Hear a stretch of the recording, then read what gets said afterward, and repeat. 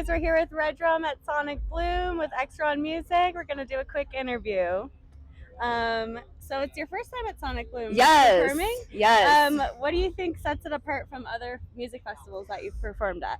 Wow. Okay. So just like the overall vibes, the crowd, the opening ceremony, just like having that energy being, like brought in right before the festival started. I've never been to a festival that did anything like that. So, that was really cool. Getting to play right after that also was just so sick. And just, I don't know, the setup, everything, like it just feels so like, I don't know the word I'm looking for, like eclectic and whimsical. Yeah, like whimsical. Fun, It's really inspiring. Yeah. We heard that your dad is a composer, musician, and DJ. Yes. How did he involve you in his musical process from a young age when you're growing up? So basically, long story short, my dad was a heroin addict as well. So he was not involved in my life a lot of the time, but the areas that he was involved with, he bought me my first guitar, he bought me a flute for the first time. So that's actually how I got into band, like orchestra, that kind of thing. So he kind of like introduced that love of music and instruments to me, so that was his like contribution. And we did get closer like towards the end of his life as well, but yeah, he was the one who, like, when I think I was 6 is when he got me my first instrument, and then I've just been playing. I played flute, I dabbled with guitar. I'm not very good, I'm not gonna lie, I did not inherit that from him. Piano, drums, so like that kind of just got me into it, and it was, I think, a natural already like genetic thing that I had the gift. I had it in me. Yeah. We're sorry to hear that you were diagnosed with Hodgkin's lymphoma when you were only 17. How do you think learning how to produce music helped you through that? So I learned how to produce, I think, probably 5 or 6 years after I had gone through that. Okay. But I think that because before I was sick, I was a dancer, and that was like my big thing. Like that's what I just like poured my heart and soul into growing up. And after I got sick, I couldn't do that because of like bone issues and stuff like that. But bone issues, that kind of thing. So that it took dance away from me, which was my creative outlet, even over, like music and stuff. Music was just kind of something that I enjoyed doing, but it wasn't like what I saw myself doing long term at that point. So music kind of like gave me a creative outlet to process the trauma from, having that at such a young age. Because when you're 17 and it's like a very, very real chance that you could die. Like I planned a funeral with my parents. I told them like what I wanted because it was like that dire. And it's like, I think a lot of people don't really they're really uncomfortable with that, and it's really hard, especially at like 17. Your brain's not fully developed to stare that in the face and like process that. So music, like producing, gave me an outlet for all of these like just buried trauma that I had not, worked through yet, from having such a impactful event happen in my life at I think it has such healing powers too. Absolutely. Like in any form, like as a fan, as a producer. Absolutely. Like, I think it's so therapeutic, and that's why people love it so much. That's what drew me to it, was just like being able to take something that was really painful and traumatic for me to go through and turn it into something artistic. Like that's I think that's the draw. That is beautiful.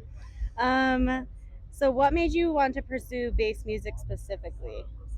So I honestly thought that I was going to write more like mid-tempo stuff, because when I was learning how to produce, mid-tempo was like really, really big. Like Rez was kind of just starting to, really come up to being headliner and very well known, and having like that whole sound getting introduced to like the mainstream. And that's what I thought I was going to produce.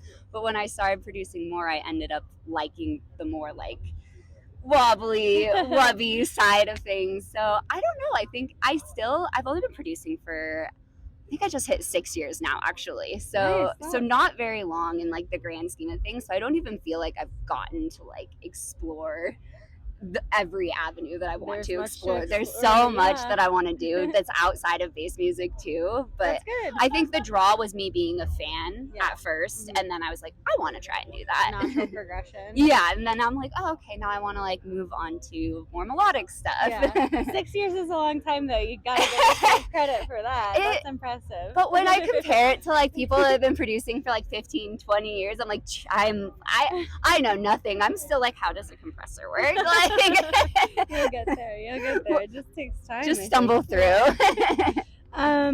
So recently on social media, you opened up about your sobriety from drugs. What propelled you to make the decision to step away from that atmosphere? A lot, because my brain, from having cancer, I got put on opiates when I was 17 years old. So those are incredibly, anybody who's ever been on opiates, they know if you have an addictive personality, which I do, my brain just has no off switch with that kind of thing. And, you know, I didn't ever want to be like, have a reputation for being really fucked up at every show you see me at, or I'm sorry, can I swear on here? Okay, I didn't even have, but you know what I mean? Like, I saw myself going down a really, really dark path. I was like, I wasn't using it recreationally. It was literally an every single day type of thing. And when I like had a really long look in the mirror at that, watching my dad go down that road too, and, you know, be out of my life for a long time because of that, I didn't want to, you know, make a, you know, repeat of that or anything and follow down that same path. And so I just, you know, saw myself going down a really dark road, and I had to just muster up all my willpower. Yeah, well, you're really strong. I know it takes a lot for people to kind of take that step, even like the first step. So I think that shows a lot of strength. It's hard also just being in the music industry too, because you know, you know, whether we like to admit it or not, it's so prevalent here. And so the first, I think, like 5 or 6 months, just being at shows totally stone cold sober, because I took alcohol off my rider too, and I'll still drink like occasionally, but you know, I'm not a huge drinker. So being just stone cold sober after like having a year of me just being like very much not sober at shows, I was like, oh my god, it's a different world. Okay, all right, we can do this. But honestly, the longer I go, the less I just hit a year, like at the end of May. So like now it's to the point where like I don't crave it anymore. You know, I'm like, damn, is that what I used to look like? So yeah, big steps forward in your career and life. Yes. So you recently released your Butterfly Effect EP on Wakan.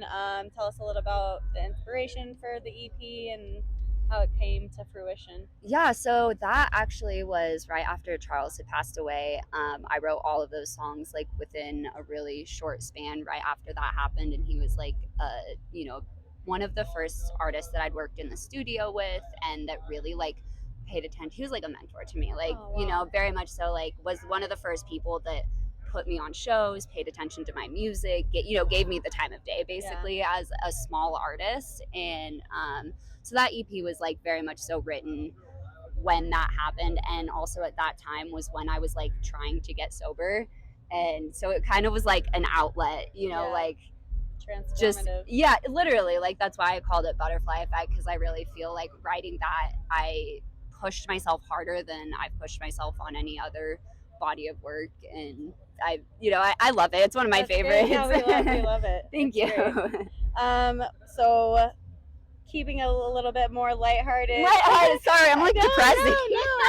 No, we want to get to know you behind the music as well too. What was your favorite part about your set at Sonic Bloom? I know you said the opening ceremony was pretty cool to follow. The opening ceremony was dope to follow. I think probably the New of the Trees unreleased. That was like my first time I ever wheeled back a track. That was a pretty cool moment. The whole thing really, like just from start to finish, everyone was just like, the crowd was vibing. I could feel the love. I love when I can like feel the energy from the crowd, and that is one thing that I noticed with this festival over others. Like I could really feel like that crowd For energy, sure. and that was great. Excited to be here. And that was just great. Like, it's fun to play to a crowd like that, you know, that is like present and just like gives you more energy. Exactly. So any upcoming music releases or plans that you can share with us to wrap things up? Yes. So I do have another EP coming out in October that's going to be kind of kicking off a down-tempo project of mine on Odyssey. So Closey's label, so that will be really, really cool, so look out for that. And then this summer I've been making a bunch of flips, like Midnight Request Line. I have a Nero flip, a few other ones, like, so I'm planning on dropping those starting in a couple of weeks. So I'm just gonna start like kicking out a bunch, go back to like my OG days and be like just dropping flips until my EP comes out. People love the flips. They do, and I haven't done them in like 3 years. So give the people what they want. Exactly. Well, thank you so much. It was so nice to get to know you a little bit more and about your music and how you got here. This has been Exron Music with Redrum at Sonic Bloom. Thank you. Bye.